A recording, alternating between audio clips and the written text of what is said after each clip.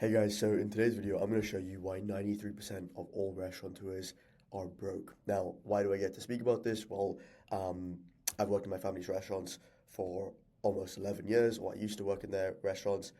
Seven of them were casual sit-down Indian restaurants, two of them were quick service restaurants, and one of them was a brewery and smokehouse. And so in all of those different restaurants, I've learned loads of different things in all different formats, but more importantly, how to manage food costs across three different types of restaurants. And then obviously working one-on-one with dozens of restaurants before, that also obviously helped my insight on why this is one of the most important things that separates extremely successful restaurants to those that don't. Now, when I say food costs, what do we mean by food costs? Well, the problem with food costs is that we think they are stagnant. And what I mean by that is we set a price based off of our current cost of goods, put that price on our menu, and then boom, we just leave it.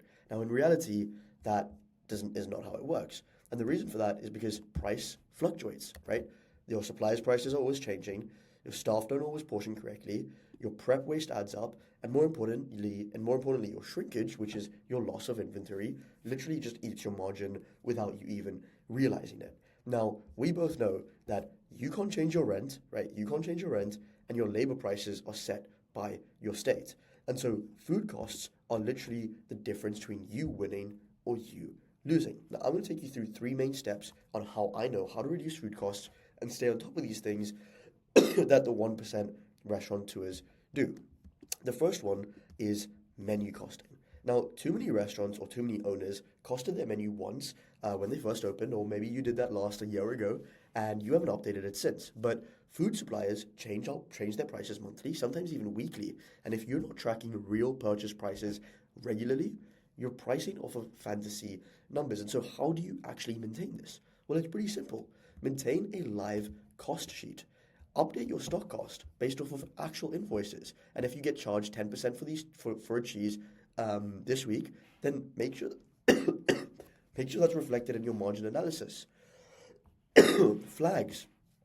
Red flag any items that increase by 5% in price. And once that happens, adjust your pricing.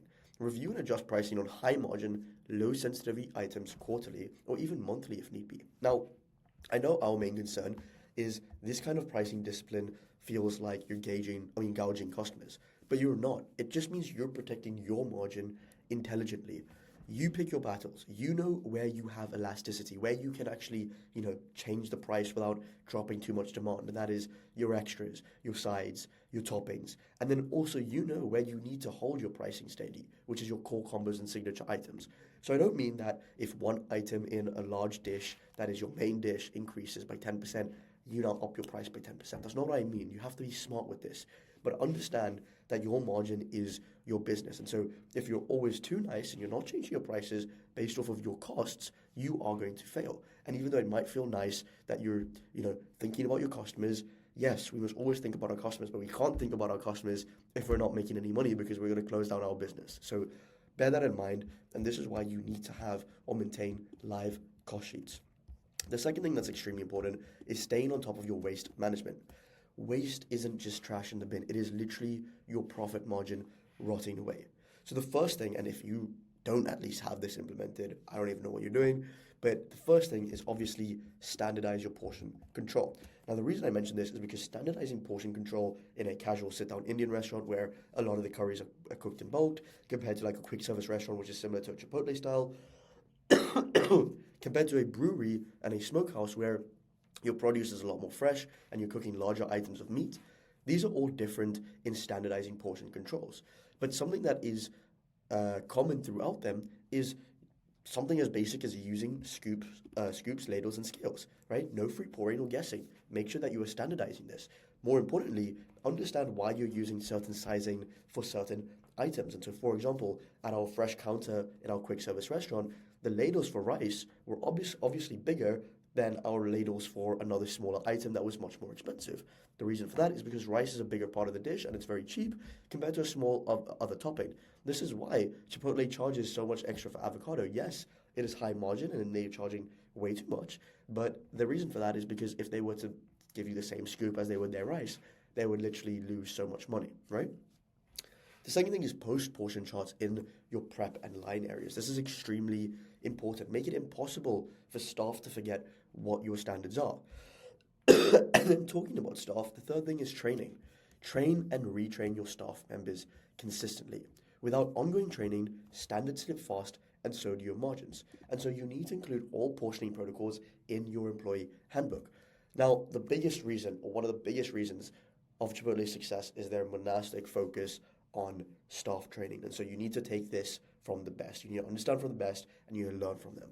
Now, if you don't have an employee handbook, I suggest checking out Preston Lee. He posts on YouTube he has a YouTube channel where he posts about systemizing restaurants, and he is the GOAT at this. Have a look at him. You will be able to figure this out through his content.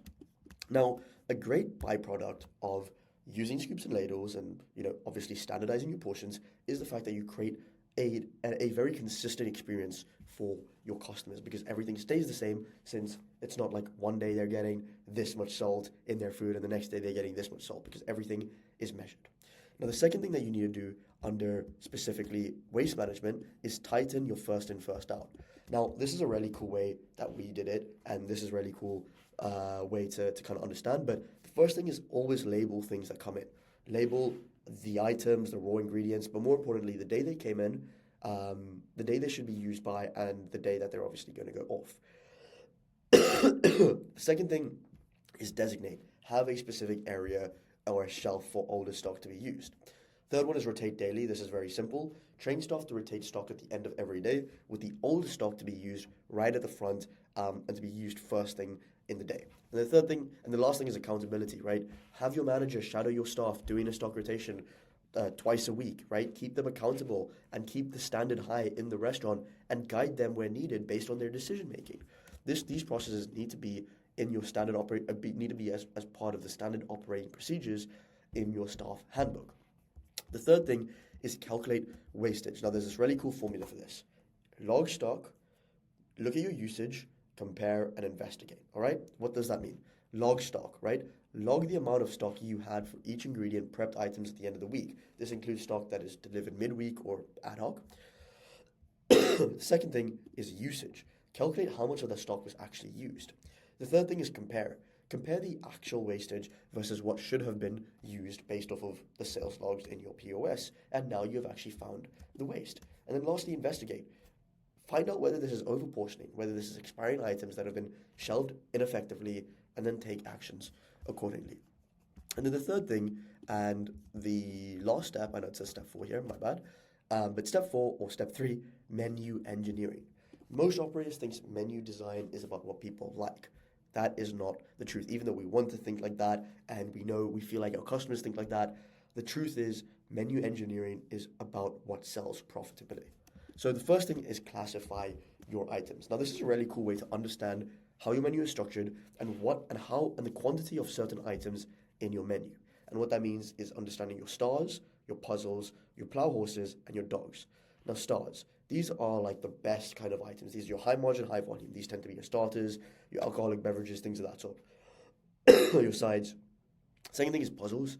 Puzzles are like the confusing aspect, which means that they're high margin, but they're low volume. So should you take them out or do you keep them in because they're high volume? That kind of thing. But the main important thing about puzzles is that they can turn into stars because all you have to do is increase the volume. And so if you promote puzzles, you basically have this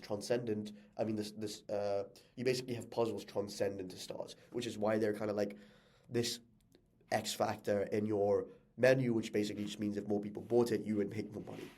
The third thing is plow horses. Now, these are the opposite of puzzles. These are low margin, but high volume. And majority of the menu is usually made out of plow horses in most restaurants. And the fourth one is dogs. Dogs are low margin, low volume. Cut them, right? The first thing I would say is if you can't see in your POS what your dogs are, put every menu item into a Google Sheet. You probably already have a CSV file of that, and highlight each kind of item so that you can visually see what the distribution looks like. And tip number 2, easier said than done. Don't get emotional about what items need to get cut. I'll just leave it at that.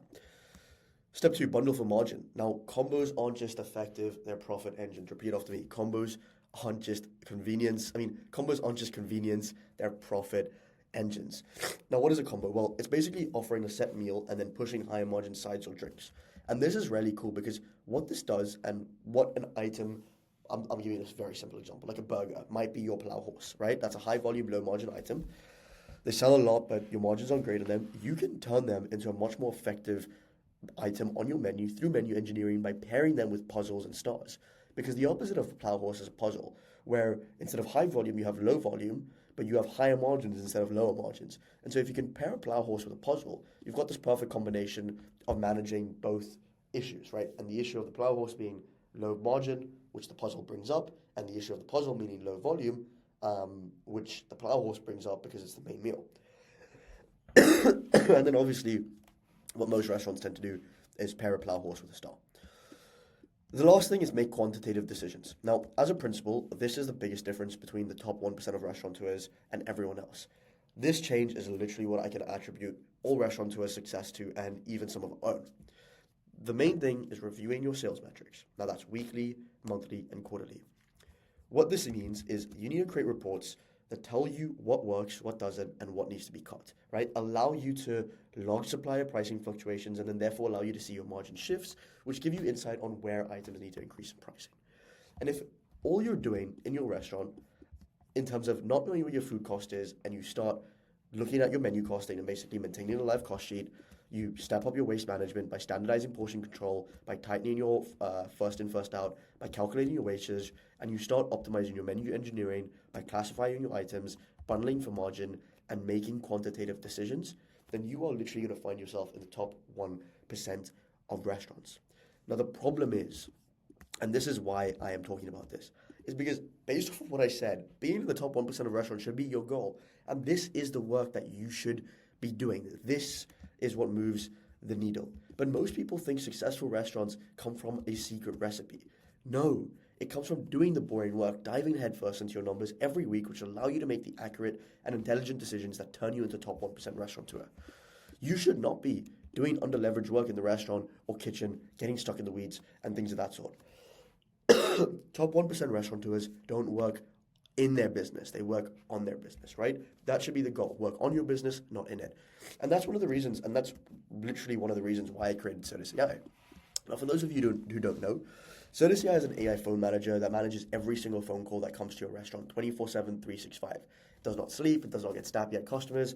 It doesn't, forget to upsell. It will take reservations, answer any question about the restaurant, about where your parking is, your hours, things of that sort. It will punch the reservations into your your reservation system.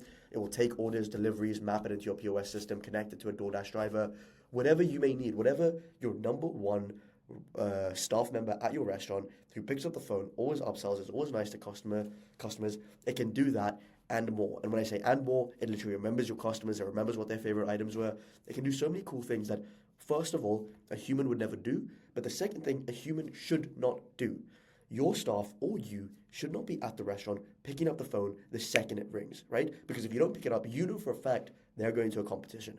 But more importantly, if you're serving a customer at the restaurant, which most waiters who are busting their ass, busting tables at the restaurant, serving the customers, get a phone call, how are they supposed to decide whether they should focus on the customer at the restaurant or the customer on the phone? And so that is why we created Certus AI, to allow restaurateurs to work on the business rather than stuck in the weeds in it. And if that's something that you think is relevant to your restaurant, if you would like to not have to pick up a single phone call ever again and have AI do it for you better than a human would, then feel free to click the link in below to find out a little bit more about what we do. And if you want to reach out, let me know, and we can jump on a quick call to see how we can potentially help you out. But that said, if you enjoyed this video, drop a thumbs up, give me a comment below on what part of this or what action item you're going to take today to actually improve your food costs. And then lastly, let me know what you'd like me to talk about in the upcoming videos. Cheers, guys.